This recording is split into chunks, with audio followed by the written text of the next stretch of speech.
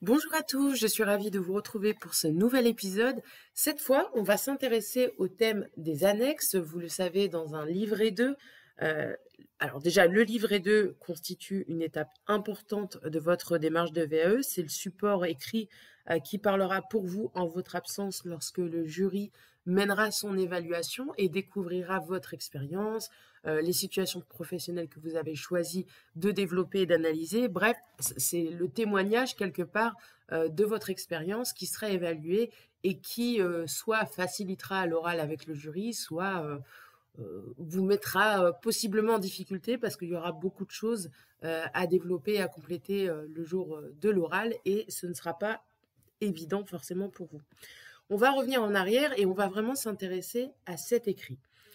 Au-delà justement de l'écrit, du livret 2 et de l'analyse de l'expérience que vous en proposerez, vous devrez, et ça j'insiste sur le caractère obligatoire, vous devez sélectionner et joindre des preuves qui témoigneront de votre action et qui seront issues de votre expérience. C'est ce qu'on appelle une annexe.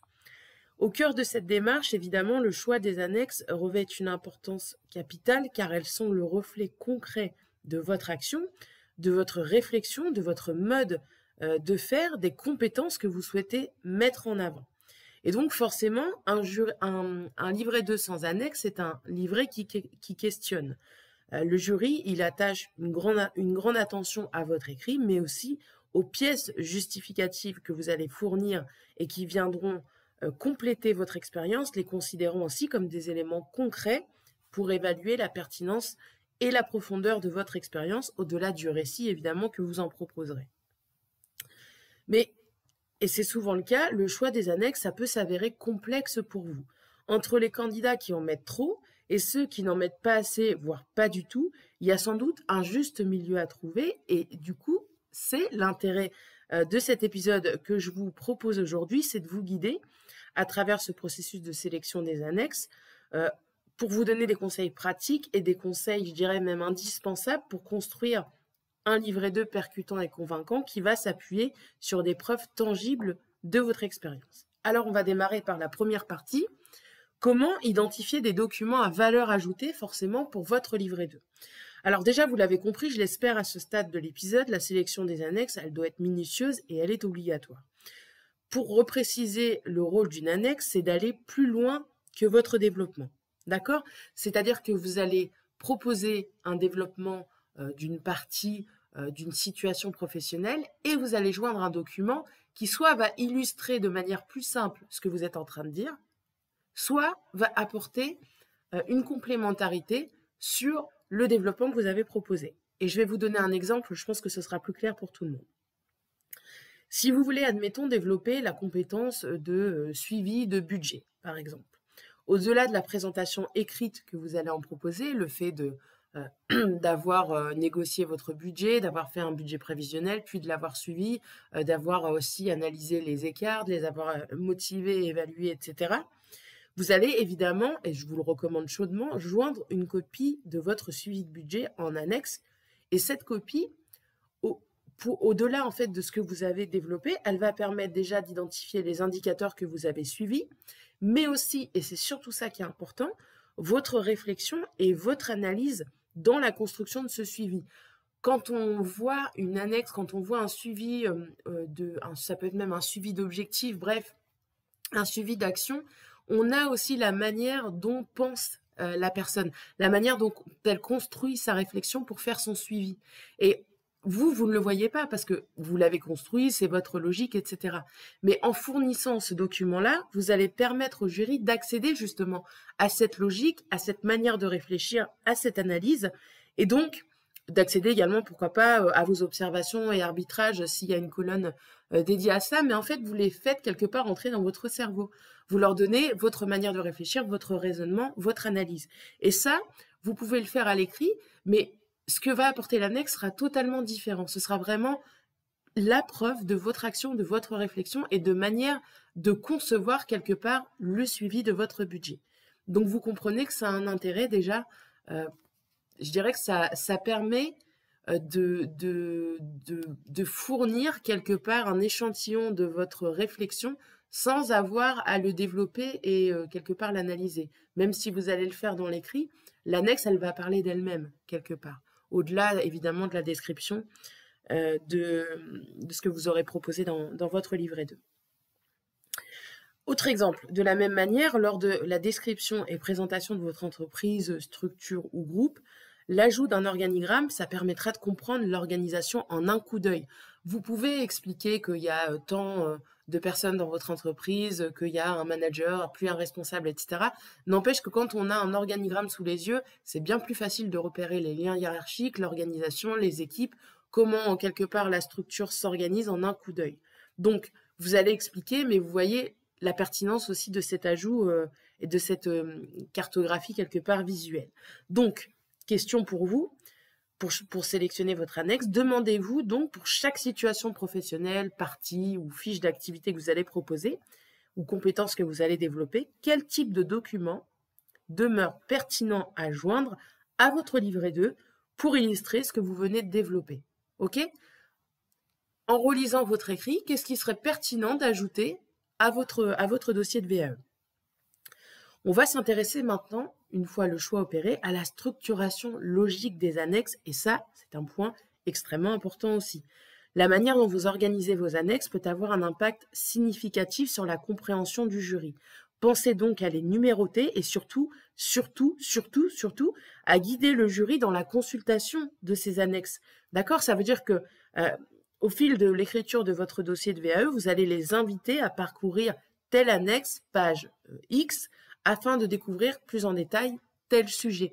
D'accord ? On ne balance pas les annexes comme ça à la fin du livret 2 et puis charge au jury de les parcourir s'ils le souhaitent. Non, elles sont là à un moment précis pour étoffer le développement de votre écrit et aller plus loin que ce développement. Et donc, vous les invitez à un moment précis à, pourquoi pas, interrompre leur lecture et à aller consulter l'annexe et on donne la page pour évidemment faciliter le fait de parcourir ce document. Vous devez vraiment en fait être guidant tout au long de votre écrit et faciliter quelque part l'évaluation de votre jury, les mettre à l'aise dans la découverte de votre vie professionnelle et de votre histoire. Maintenant, on va s'intéresser à un autre point qui est qualité versus quantité. Alors, évitez par pitié la surcharge documentaire. Les documents joints de plus de 100 pages. Mais qui fait ça ? Il y a encore des gens qui proposent des documents de plus de 100 pages dans leur livret 2. Mais quel est l'intérêt pour votre jury ? Si le document que vous souhaitez joindre est conséquent et à la limite fait plus de 100 pages pour les notices techniques, les choses comme ça, eh ben, vous bossez et vous réalisez tout simplement une synthèse de ce document que vous proposez à votre jury. Et à la limite, vous mettez un lien pour consulter le document initial si le jury le souhaite, mais vous ne mettez pas 100 pages. Enfin, personne ne va consulter ça. On est humain, on n'a pas envie de se taper une notice explicative technique de 100 pages. Donc, charge à vous de la résumer, de vulgariser cet apport théorique ou peu importe le document, et de proposer éventuellement un lien ensuite si votre jury souhaite aller plus loin pour vérifier certains aspects que vous avez notés dans votre synthèse. D'accord ? Donc, sélectionnez des annexes de qualité, même si elles sont en nombre limité, mais ça primera toujours sur la quantité. Je voulais également vous donner un point d'alerte sur la numérotation et la mise en page des annexes, surtout la mise en page des annexes, puisque la numérotation, je viens de l'évoquer, c'est de vous assurer une lisibilité optimale pour le jury, d'accord ? Le fait de scanner un document peut parfois dégrader la lisibilité de ce document, donc assurez-vous avant d'adresser votre dossier de VAE finalisé que chaque document est de qualité et facile à parcourir, d'accord ? Sinon, ça n'a pas d'intérêt. Une annexe qu'on ne peut pas lire, elle sera de toute façon pas identifiable et elle n'apportera du coup, elle n'aura pas son rôle en fait dans votre écrit, donc c'est pas pertinent de la mettre, tout simplement.